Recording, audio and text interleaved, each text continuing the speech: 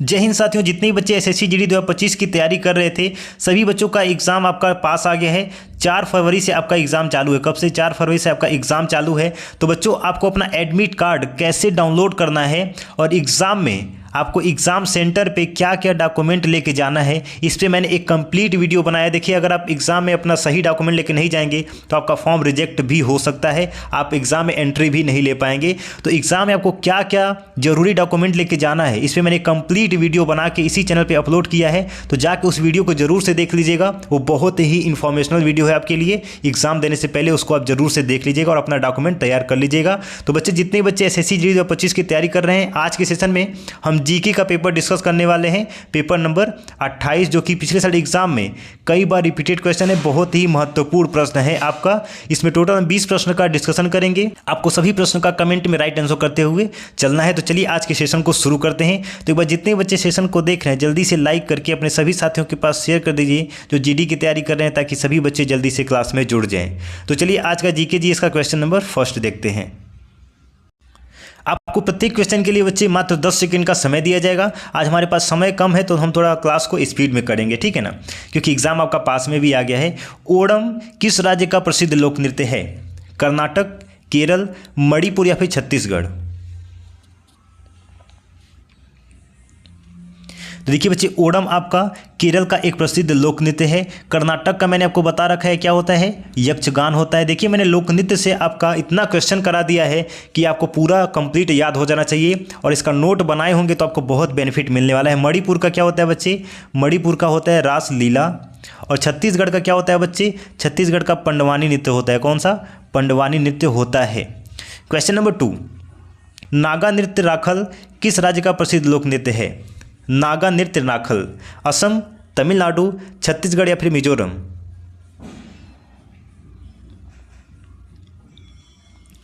तो बच्चे, नागा नृत्य राखल ये असम का एक प्रसिद्ध लोक नृत्य है। तमिलनाडु का क्या होता है बच्चे? भरतनाट्यम होता है। कौन सा? भरतनाट्यम होता है। छत्तीसगढ़ का क्या होता है बच्चे? अभी मैंने आपको बताया पंडवानी नृत्य होता है। कौन सा? पंडवानी होता है। और मिजोरम का क्या होता है बच्चे? चेराव नृत्य होता है। कौन सा? चेराव होता है। स्क्रीनशॉट ले लेंगे और इसका रिवीजन करेंगे। क्वेश्चन नंबर 3, अंगद महाजनपद की राजधानी कहाँ थी? वैशाली, कौशाम्बी, श्रावस्ती या फिर चंपा?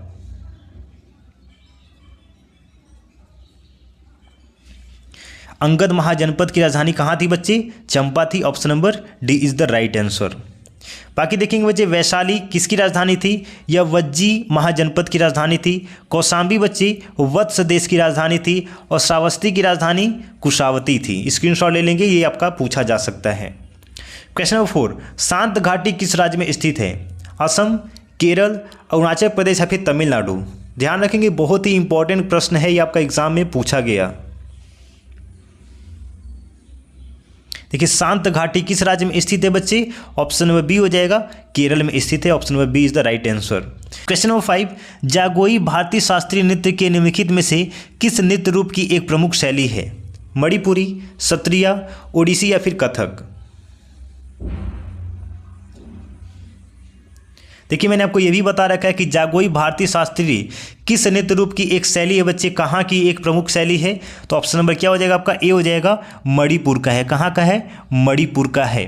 और बच्चे, सत्रिया कहाँ का है? यह असम का एक शास्त्रीय नृत्य है। कौन सा? असम का एक शास्त्रीय नृत्य है। और असम का लोक नृत्य कौन सा है? तो बिहू हो जाएगा। क्या हो जाएगा? बिहू हो जाएगा। ओडिसी का क्या होता है बच्चे? ओडिशा होता है। ओडिसी कहाँ का है? ओडिशा का है। कहाँ का है बच्चे? ओडिशा का है। और कथक आपका कहाँ का है? यूपी का है। कहाँ का है? उत्तर प्रदेश का है। Option number A is the right answer हो जाएगा। जागोई भारतीय शास्त्रीय नृत्य मणिपुर का एक प्रमुख शैली है। क्वेश्चन नंबर 6, निम्न में से क्या 7वीं पंचवर्षीय योजना के मुख्य उद्देश्यों में से एक था?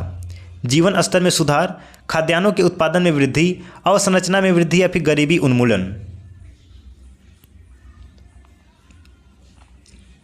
तो बच्चे, 7वीं पंचवर्षीय योजना की मुख्य उद्देश्य क्या था? ऑप्शन नंबर बी हो जाएगा, खाद्यान्नों के उत्पादन में वृद्धि।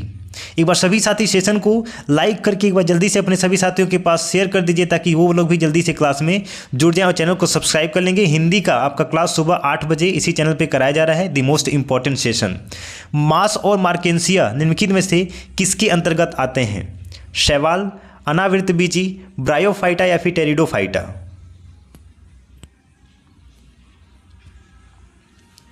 The right answer is moss और मार्केंसिया ब्रायोफाइटा के अंतर्गत आते हैं। Option number C is the right answer. Question number 8, किसने, एक मिनट में छोटा कर लूँ ताकि आपको बराबर दिखाई दे। चलिए, किसने सितंबर 2022 में कोच्चि में भारत के पहले स्वदेशी एयरक्राफ्ट कैरियर INS विक्रांत को प्रमाणित कमीशन किया? अमित शाह, नरेंद्र मोदी, ज्योतिरादित्य सिंधिया या फिर राजनाथ सिंह?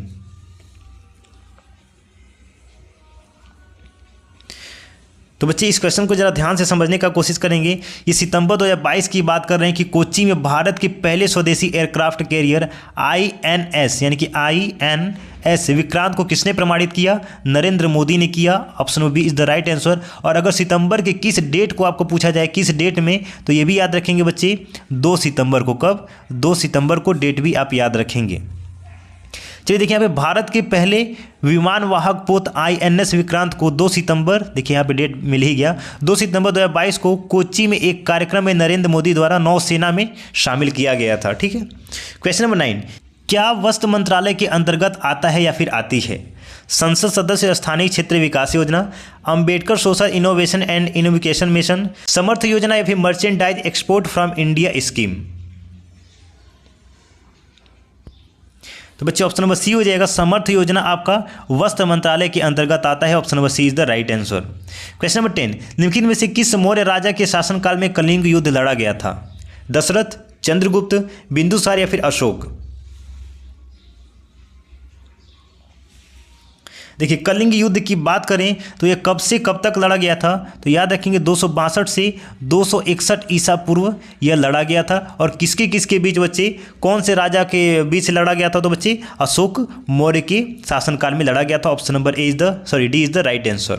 क्वेश्चन नंबर 11, भारत के राष्ट्रपति का चुनाव किसके द्वारा किया जाता है? तो बच्चे ऑप्शन नंबर बी आपका सही जवाब हो जाएगा, संसद के दोनों सदनों के निर्वाचित सदस्यों और राज्य विधानसभाओं के द्वारा भारत के राष्ट्रपति का चुनाव किया जाता है। Option number B is the right answer. ये क्वेश्चन का स्क्रीनशॉट ले लेंगे, आपसे 100% ये पूछा जा सकता है। क्वेश्चन नंबर 12, तपन कुमार पटनायक ने किस नृत्य शैली में संगीत नाटक अकादमी पुरस्कार जीता है? कुचिपुड़ी, ओडिशा, सत्रिया या फिर छऊ?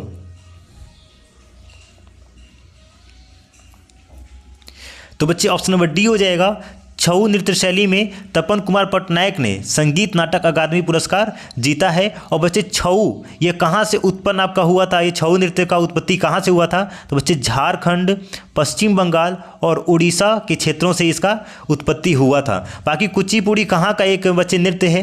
कुचिपुड़ी बच्चे आपका आंध्र प्रदेश का है। ओडिसी कहाँ का है? मैंने आपको अब ये बताया था, ये उड़ीसा का है। और सत्रिया कहाँ का है बच्चे? ये आपका असम का है। ठीक है ना बच्चे। चलिए क्वेश्चन नंबर 13, महात्मा गांधी नई श्रृंखला के 2000 के नोट पर बैंक के पृष्ठभाग पर किसका चित्र है? लाल किला, मंगलयान, सूर्य मंदिर कोणार्क या फिर रानी की वाव?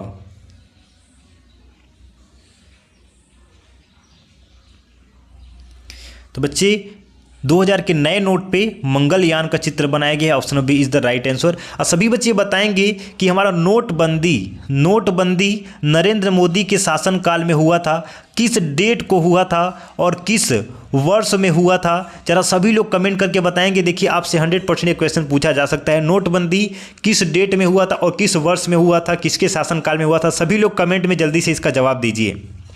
क्वेश्चन नंबर 14, भारतीय संविधान के मूल लेख में पहले कितने अनुच्छेद थे? 395, 440, 386 या फिर 376?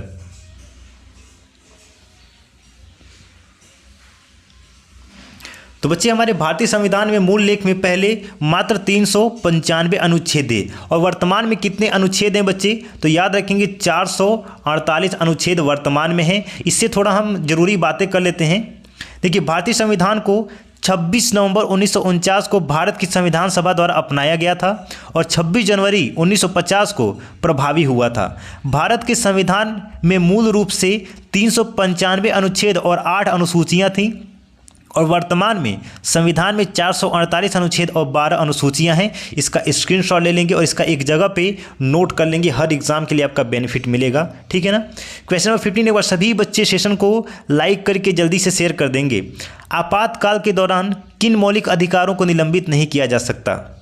अनुच्छेद 16-17, अनुच्छेद 14-15, अनुच्छेद 20-21 या फिर अनुच्छेद 18-19?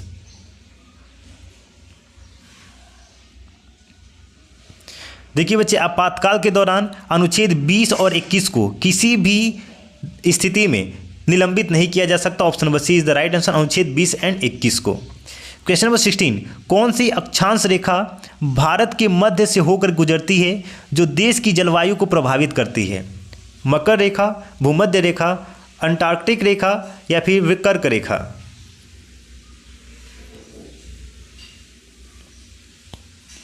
The right answer is option number D हो जाएगा, कर्क रेखा। चलिए, इससे जुड़ी कुछ खास बातें हैं जो कि हमको यहाँ पे जानना बहुत ही जरूरी है। देखिए, कर्क रेखा भारत के मध्य से होकर गुजरती है और देश की जलवायु को प्रभावित करती है। यह भूमध्य रेखा के उत्तर में 23.5 डिग्री के कोण पर स्थित है।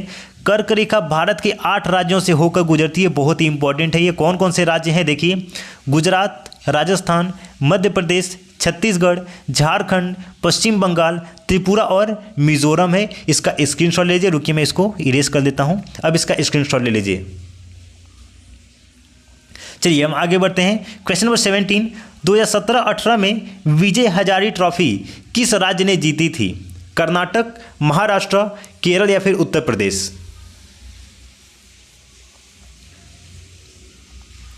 देखिए, सबसे पहले आप ये जानिए कि विजय हजारे ट्रॉफी किस खेल में, किस फील्ड में दिया जाता है? तो क्रिकेट के फील्ड में दिया जाता है। ठीक है ना, याद रखेंगे, ये आपका बहुत ही जरूरी है। आपसे कभी कभी क्वेश्चन ये पूछा जा सकता है कि ये ट्रॉफी किस खेल से संबंधित है, किस फील्ड से संबंधित है। ठीक है ना।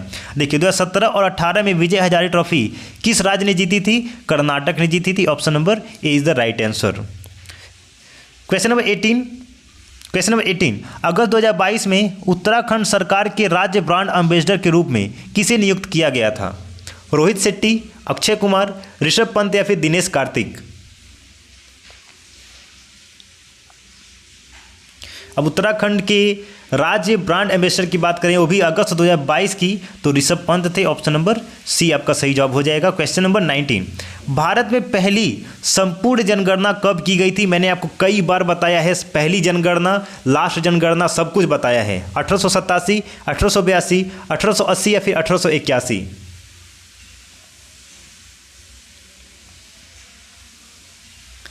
देखेंगे, भारत में पहली संपूर्ण जनगणना कब की गई थी बच्चे? ऑप्शन नंबर क्या हो जाएगा आपका? ऑप्शन नंबर डी हो जाएगा, 1881 में की गई थी। और अंतिम जनगणना कब की गई थी? 2011 में की गई थी। और सभी बच्चे कमेंट में बताएंगे कि आज़ादी के बाद, यानी कि आज़ादी के बाद भारत में पहली जनगणना कब की गई थी। सभी लोग कमेंट में बताइए, मैंने आपको बता रखा है। चलिए, क्वेश्चन नंबर 20, आज का अंतिम प्रश्न। वॉकिंग विद कॉमरेड्स नामक पुस्तक के लेखक का नाम क्या है? किरण देसाई, अरुंधति रॉय, विक्रम सेठ या फिर झुंपा लाहिड़ी? और इस प्रश्न का आंसर देने से पहले सभी लोग बताएंगे, हमने टोटल यहाँ पे 20 प्रश्न का डिस्कशन किया।